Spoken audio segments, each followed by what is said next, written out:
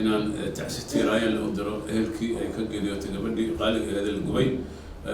hooyada ahayd ciyaalka ahayd oo haddana idoo xaamila weliba la gudasay arxam darro ah oo ninkii zawjkeeda ahayd nafteeda ku aamintay oo ay jirkeeda ku aamintay oo u gubay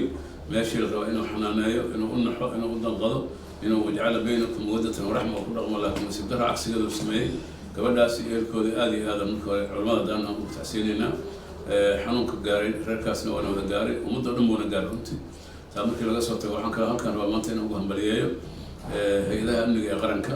sida sharafta badan ee ay ugu guulaysteen inay gacan-ku-dhiglii gacanta kusoo dhigaan mujrimka ahaa ee cadaaladda si loo horgeeyo ay maanta gacanta amniga uu ku jiro hay-adda nabad sugidda oo walaalkeen taliya mahasalaad iyo hay-adda booliska oo walaalkeen sulub ugu sarreeyo iyo taliya mahdi iyo dhammaan mas-uuliyiinta galmudug hay-adaha amniga u xil saaran iyo qoyskii uu ka dhashay ninka mujrimka ah oo runtii nin aad u qaaliya oo la dhashay oo yacni xanuunka annaga iyo qoyska uu gabadhu ka dhalatay ka daran isaga laftiisa ay ku haysay doctor xasan macalin daawud oo caalim soomaalida dhalinyaro ah oo walaalkiisa kulligeenna waxaan isku wada raacsannahay